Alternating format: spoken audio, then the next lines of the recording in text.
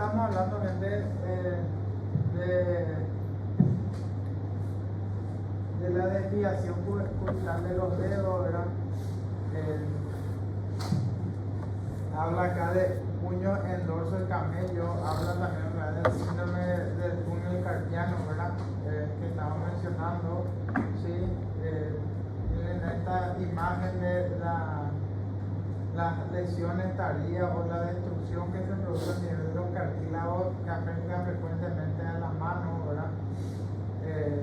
Después hay un signo que se llama signo de Fallen, que generalmente signo de Fallen o signo de Tinel, ¿verdad?, que se utilizan para evaluar el síndrome del túnel carpiano.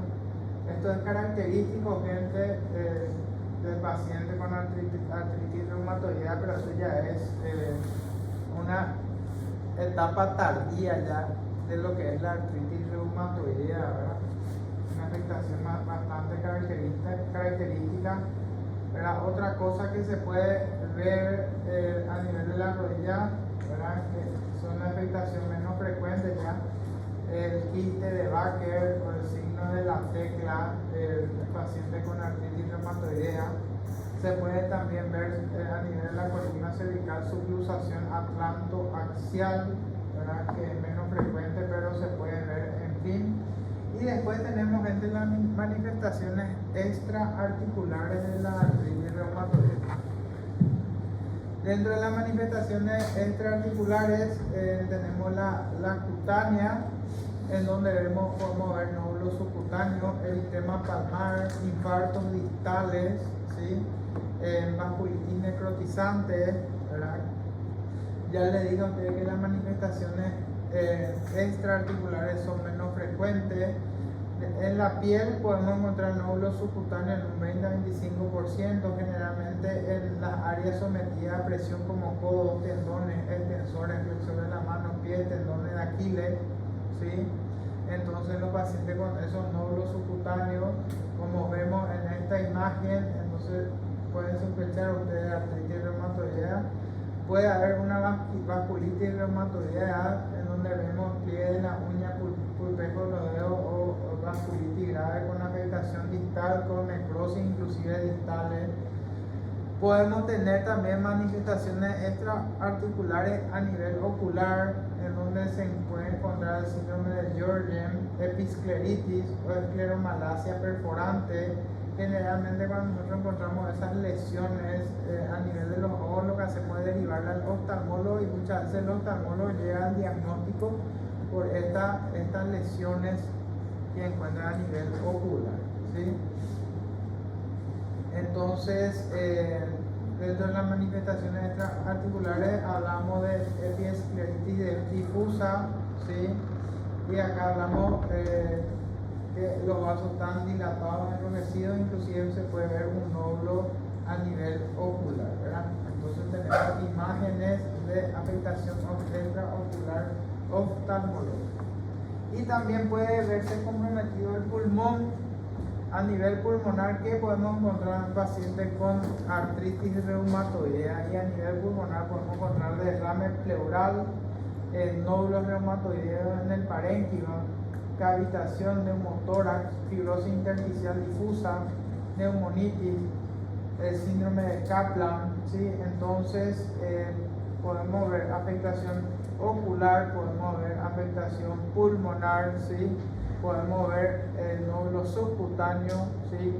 Podemos ver vasculitis reumatoidea, y vamos a ver que característico del derrame pleural en la artritis reumatoidea es que es exudativo, ¿sí? Vamos a ver un complemento bajo, ¿sí?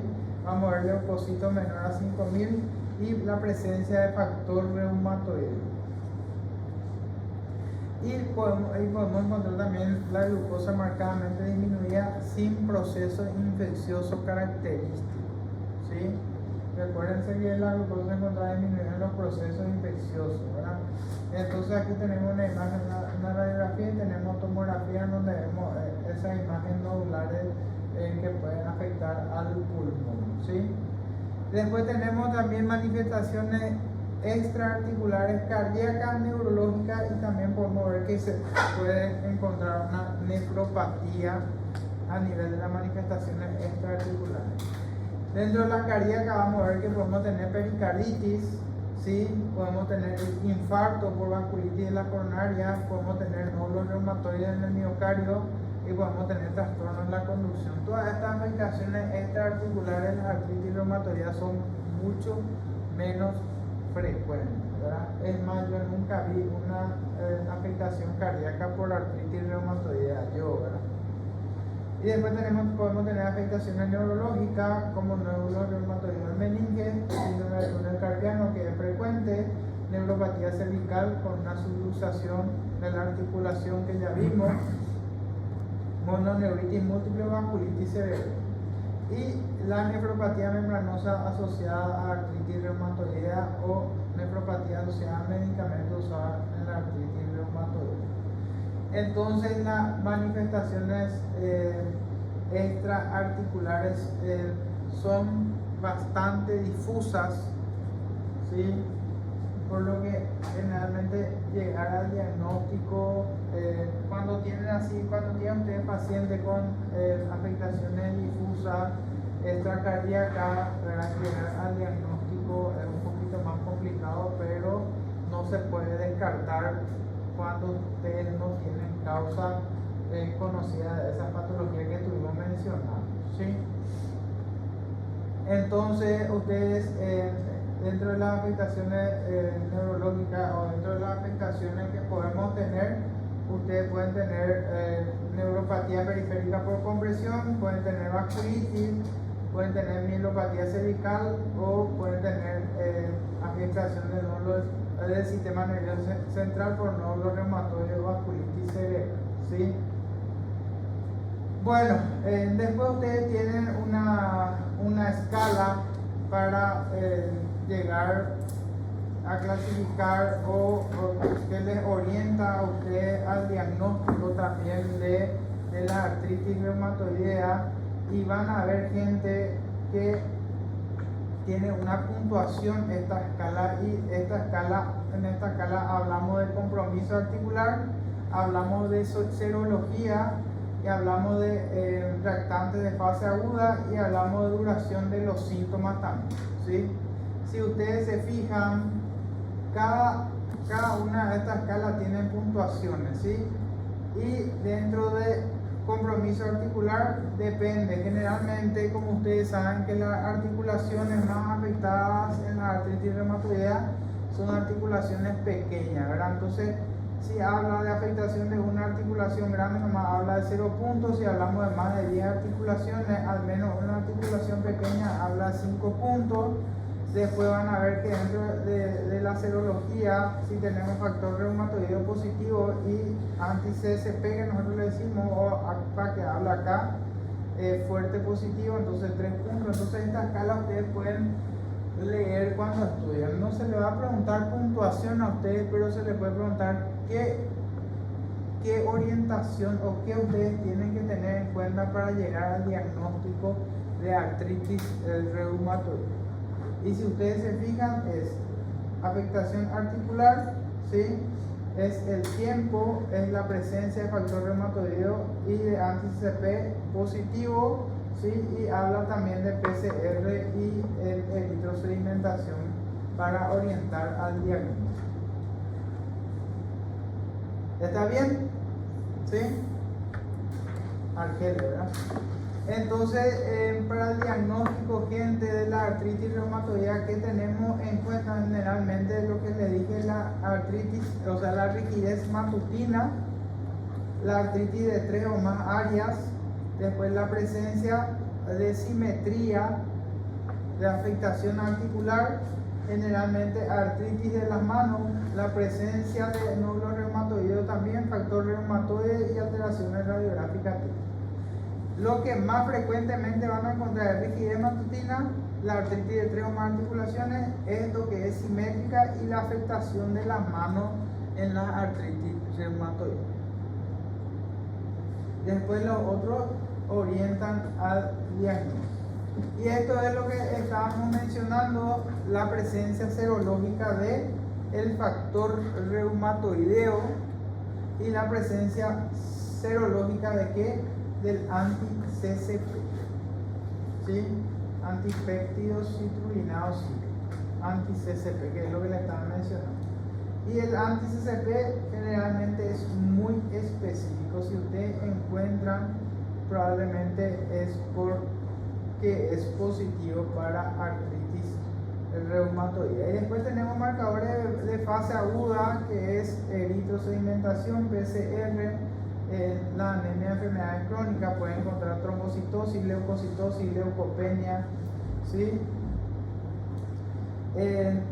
También le puede llamar la atención, gente, la leucopenia, o sea, la leucocitosis, ¿sí? Con neutrofilia, trombocitosis o leucopenia en el síndrome de Felty, que es el paciente con artritis reumatoidea con leucopenia y trombopenia, ¿sí?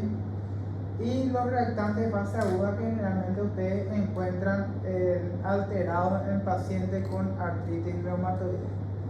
Y a nivel radiológico, gente, ustedes van a ver que existe una afectación, ¿sí? Ya dijimos, afectación del hueso, cartílago y del líquido sinovial. Entonces ustedes pueden tener aumento de parte blanda y derrame articular, pueden tener osteopenia, pueden tener destrucción del cartílago, pueden tener erosiones óseas y pueden tener anquilosis y subluxaciones que estuvimos mencionando, ¿sí? Entonces, dentro de los hallazgos radiológicos van a ver, si ustedes se fijan en esta imagen, acá vemos, por ejemplo, la osteopenia con erosión ósea, ¿sí? Ustedes tienen que saber que los hallazgos radiológicos apoyan al diagnóstico, pero no hacen el diagnóstico, ¿sí? Le ayudan a sospechar del diagnóstico. Esto sí ya evidentemente es una imagen de una artritis reumatoidea en etapa tardía, ¿sí? Tenemos desviación cubital de los dedos, tenemos la famosa imagen del cuello de cisne, ¿verdad? Entonces, ojo con esta imagen, ¿sí?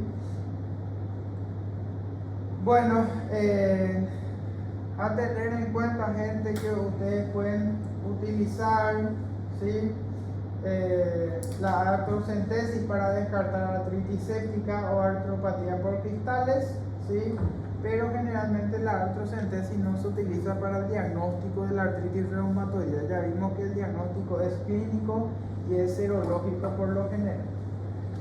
Y el tratamiento consiste en disminuir la inflamación, en aliviar el dolor, en retrasar o evitar la destrucción estructural, en preservar la función articular, ¿sí? Y en garantizar la calidad de vida.